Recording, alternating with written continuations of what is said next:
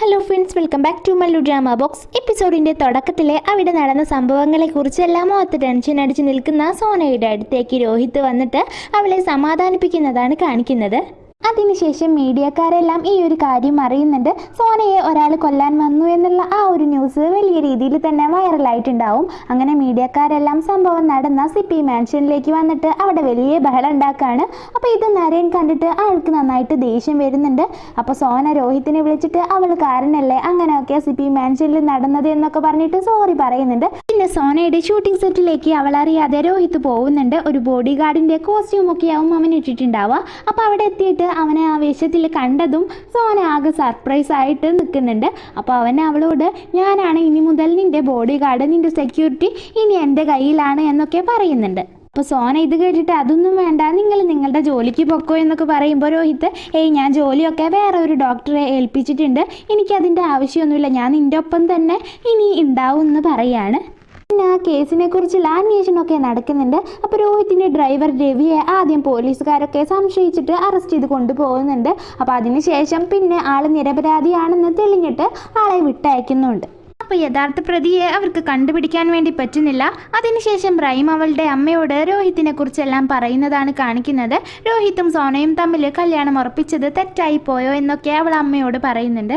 കാരണം രോഹിത്തിനോട് അവളുടെ മനസ്സിൽ പിന്നെയും ഒരിഷ്ടം വന്നിട്ടുണ്ടാവും. അപ്പോൾ ഇതിനെല്ലാം കാരണം യാഷിൻ്റെ അമ്മയാണ്. യാഷിൻ്റെ അമ്മ ഓരോന്നൊക്കെ പറഞ്ഞു കൊടുത്തിട്ട് അവളുടെ മനസ്സ് മാറ്റിയിട്ടുണ്ടാവും. പിന്നെ സോന വേഷം മാറിയിട്ട് രോഹിത്തിൻ്റെ കാർ ഓടിക്കുന്നുണ്ട്. അപ്പോൾ ഒറ്റ നോട്ടത്തിൽ തന്നെ രോഹിത്തിന് അത് സോനയാണെന്ന് മനസ്സിലായിട്ട് അവൻ അവളെക്കുറിച്ചുള്ള കുറ്റങ്ങൾ അവളോട് തന്നെ വെറുതെ പറയാണ്. അപ്പോൾ ഇത് കേട്ടിട്ട് സോനയ്ക്ക് നന്നായിട്ട് ദേഷ്യം വന്നിട്ട് വഴിയിൽ കാറ് നിർത്തിയിട്ട് അവനോട് പുറത്തിറങ്ങാൻ പറയാണ്. എന്നിട്ട് വഴിയിൽ വെച്ച് അവർ രണ്ടുപേരും വഴക്കുണ്ടാക്കുന്നുണ്ട്. അതിനുശേഷം അവർ തമ്മിലുള്ള ഒരു റൊമാൻറ്റിക് സീനും കാണിക്കുന്നുണ്ട്.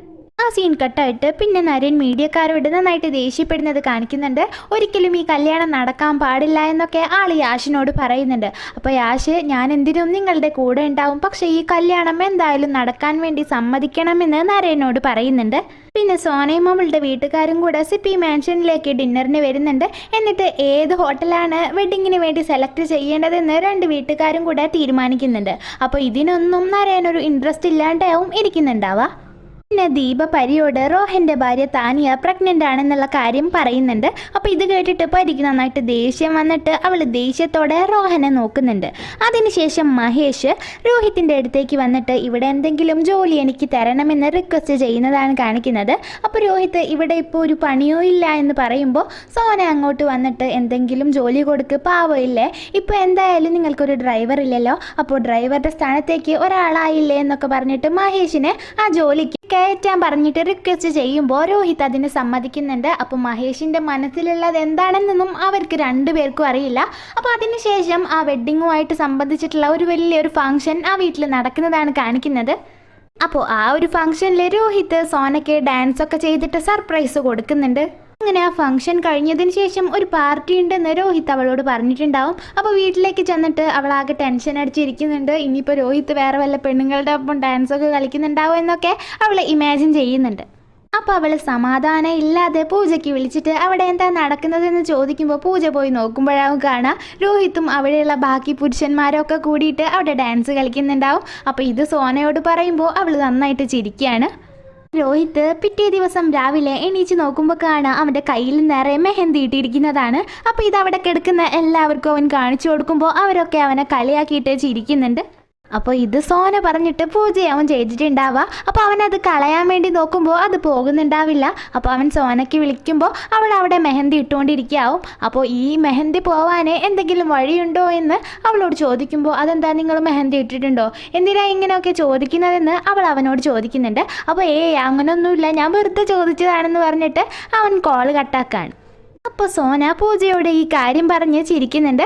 അങ്ങനെ രോഹിത് ആ കൈമയ്ക്ക് നോക്കിയിട്ട് ഇനി ഞാൻ ഈ കൈയും വെച്ച് എങ്ങനെ പുറത്തു പോകുമെന്ന് പറഞ്ഞിട്ട് ചിരിച്ചിട്ട് മുഖം പൊത്തിയിരിക്കുന്നുണ്ട്.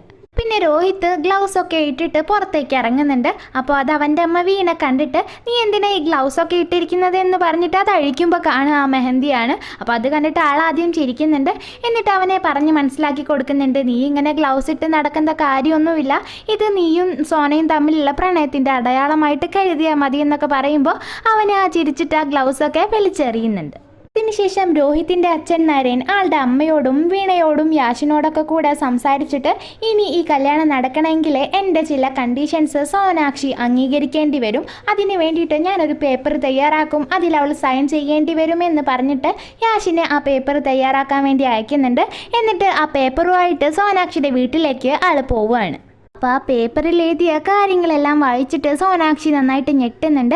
കാരണം വിവാഹശേഷം രോഹിത്തിൻ്റെ സമ്പത്തിലും CP മാൻഷനിലെ സമ്പത്തിലും അവൾക്ക് ഒരു അവകാശവും ഉണ്ടാവില്ല, അവൾക്ക് അതൊന്നും ആവശ്യമില്ല എന്നാവും ആ മുദ്ര പേപ്പറിൽ എഴുതിയിട്ടുണ്ടാവുക. അപ്പോൾ ഈ സീൻ കാണിച്ചുകൊണ്ടാണ് ഈ എപ്പിസോഡ് ഇവിടെ അവസാനിക്കുന്നത്. അപ്പോൾ എല്ലാവരും ഒന്ന് കമൻറ്റ് ചെയ്തിട്ട് അഭിപ്രായം അറിയിക്കുക. ഇഷ്ടപ്പെട്ടെങ്കിൽ ലൈക്ക് ചെയ്യുക. തുടർന്നുള്ള വീഡിയോസ് ലഭിക്കാനായിട്ട് ചാനലൊന്ന് സബ്സ്ക്രൈബ് ചെയ്യുക. അപ്പോൾ നാഗിൻ്റെ അടുത്ത എപ്പിസോഡ് ഓൾറെഡി മറ്റേ ചാനലിൽ ഇട്ടിട്ടുണ്ട്. അപ്പോൾ അതാരെങ്കിലും കാണാത്തതുണ്ടെങ്കിൽ അതൊന്ന് കാണുക. അപ്പോൾ അടുത്ത വീഡിയോ ആയിട്ട് വീണ്ടും കാണാം.